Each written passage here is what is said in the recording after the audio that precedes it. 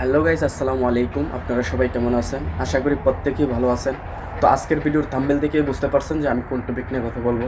এবং যারা জানার আগ্রহী যে কারো ইকামা এক্সপায়ার হয়ে গেছে 1 বছর, 2 বছর, 8 মাস, 5 মাস, ঠিক আছে, বা দেখা গেছে এক্সপায়ার হয়ে গেছে, এখন আপনি এখানে থাকতে চাইতেছেন না, যে আপনি এক্সিটই চলে যাবেন, ঠিক আছে। কিন্তু যাদের ইকামা এক্সপায়ার, ওরা তো আবার এক্সিটে যেতে পারবে না, কারণ ওরা মানে জেল জরিমানা দিয়া তারপর আবার বাংলাদেশে যেতে হবে এক্সিটে।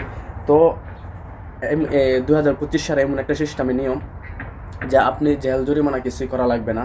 আপনি লিগ্যালভাবে আবেদন করে তারপর আপনি মানে সম্মানিত একটা প্রবাসী সৌদি আরব থেকে বাংলাদেশে যেভাবে সম্মানিত হয়ে যা, সেইভাবে আপনি যেতে পারবেন। তো কিভাবে যাবেন তাহলে চলুন আমি বলি।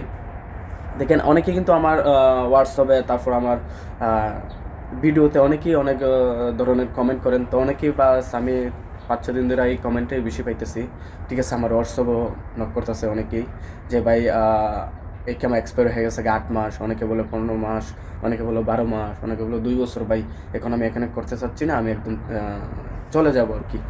আমি বাংলাদেশে চলে যাব, কিন্তু এতদিন তো আমার এক্সপায়ার হয়ে গেছে কেমন, এখন আমি কীভাবে যাব?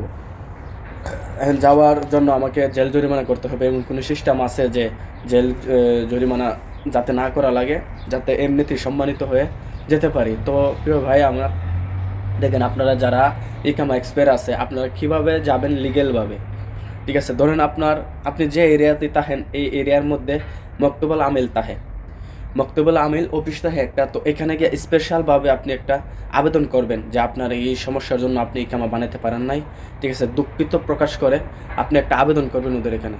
তো আবেদন করার পরে ওরা দেখেছে আপনার কাছে একটা টাইম নেবে। টাইমটা কতটুকু নেবে? মনে করেন আপনার 10 দিন, 15 দিন, মানে এটা টাইম দেখবে ওরা, উপরে যারা আছে ওরা দেখবে। দেখার পর আবেদনটা যদি মঞ্জুর করা হয় তাহলে মনে করেন আপনি হয়ে গেছেন। আর যদি না হয় তাহলে আরেকটা পদ্ধতি হচ্ছে, আপনার কফিল যে এরিয়াতে আছে, আপনার কফিল ধরেন রিয়াদ বা এদিকে আশেপাশের কোনো একটা ইয়েতে আছে, তাহলে রিয়াদ কনসুলেটে গিয়ে আপনি আবেদন করবেন, ঠিক আছে। আপনার সমস্যা প্রকাশ করবেন, তারপর অনেক ধরনের একটা প্রকাশ করে আপনার কেমন নাম্বার দিয়া তারপর একটা আবেদন করবেন।